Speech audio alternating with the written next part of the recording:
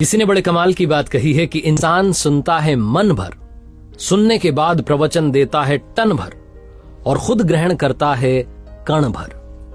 नमस्ते दोस्तों, मैं हूं आरजे कार्तिक। एक गरीब आदमी एक बार घूमता घामता एक राज्य की राजधानी में पहुंच गया। जिस दिन वो वहां पहुंचा उस दिन वहां समारोह हो रहा था, उत्सव चल रहा था। उसने पूछा लोगों से कि भैया क्या चल रहा है, तो एक ने बताया कि यहां पर हस्ती पटबंधन समारोह चल रहा है। इसने पूछा भाई क्या होता है इसमें, तो इसे बताया गया कि यहां पर क्या होगा, अभी थोड़ी देर में शाही हाथी आएगा और इस रास्ते से गुजरेगा। उसकी सूंड में एक माला होगी, उसने वो माला जिस व्यक्ति को पहना दी उसे इस राज्य का राजा अगले 5 साल के लिए बना दिया जाएगा। जहां इस व्यक्ति ने बात सुनी, गरीब आदमी ने, उसने कहा अपन भी खड़े हो जाते हैं लाइन में, क्या पता अपनी किस्मत चमक जाए और शायद आज मेरा दिन है कि मैं घूमते घामते यहां पहुंच गया हूं। ये भी खड़ा हो गया लाइन में। जैसे ही वो हाथी आया, शायद उस दिन प्रभु को यही मंजूर था, यही कृपा थी।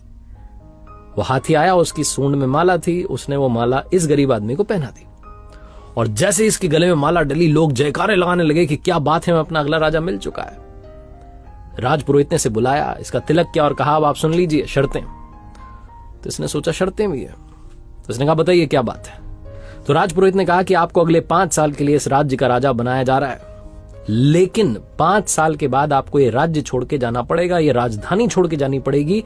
जंगल में एक नदी है जिसमें बड़े बड़े मगरमच्छ घड़ियाल हैं, वो उनसे मुकाबला करना होगा, अपनी ताकत दिखानी होगी। अगर आपने ताकत दिखा दी तो आप वो नदी पार करके जंगल में उस तरफ एक गांव है प्यारा सा सुंदर सा, वहां जाके अपना जीवन बिता सकते हैं। कुछ लोगों ने ऐसा किया है, कुछ लोग अपना जीवन गंवा चुके हैं। अब आप बताइए कि क्या आप 5 साल के लिए राजा बनने के लिए तैयार हैं? गरीब आदमी, इसके पास खोने के लिए कुछ नहीं, गंवाने के लिए कुछ नहीं। इसने अपने जीवन को सोचा, लाइफ को सोचा। इसने कहा सही है, 5 साल तो राजा रहेंगे, फिर कुछ डिसाइड कर लेंगे, कुछ ना कुछ तो होगा।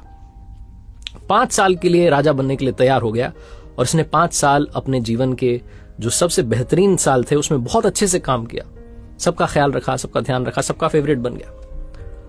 और 5 साल कब खत्म हो गए पता नहीं चला।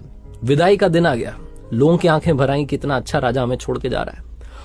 लोग रोने लगे कि इस बेचारे को अब यातना सहनी पड़ेगी। वो नदी जो है उसमें मगरमच्छ घड़ियाल सब मिलेंगे, क्या पता मर ना जाए। ढोल नगाड़ों के साथ में विदाई हुई, जंगल में पहुंचे।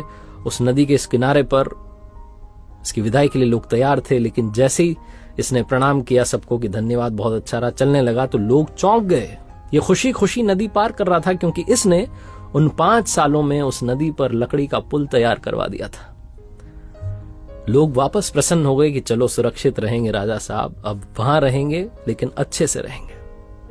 कहानी राजा की और नदी की नहीं है, कहानी आपकी हमारी है। हमें भी एक लिमिटेड पीरियड मिला है जिसमें हम इस मनुष्य रूप में आए हैं, लेकिन अब हम पर डिपेंड करता है कि क्या हम जब यहां से जा रहे होंगे तो क्या हम इस भवसागर को पार करने के लिए वो पुल तैयार करते हैं, अच्छे कामों से, दुआओं से, प्रार्थनाओं से, मेडिटेशन से, कि जब हम ये दुनिया छोड़कर जा रहे हों तो हमें यातनाएं ना सहनी पड़े, हमें ऐसी जगह ना जाना पड़े जिसे नरक कहते हैं। हम कुछ अच्छा करें और भवसागर पार करके पहुंच जाएं वहां जो दूसरा लोक है। ये छोटी सी कहानी बस यही सिखाती है कि अच्छे कर्म करते चलिए, दुआएं कमाते चलिए, बाकी सब वो देख लेगा। एक बार फिर से वही बात कहूंगा जो अक्सर कहता हूं, अपनी सच्ची मेहनत, अपनी फैमिली के प्यार और ऊपर वाले के आशीर्वाद के साथ कर दिखाओ कुछ ऐसा कि दुनिया करना चाहे आपके जैसा।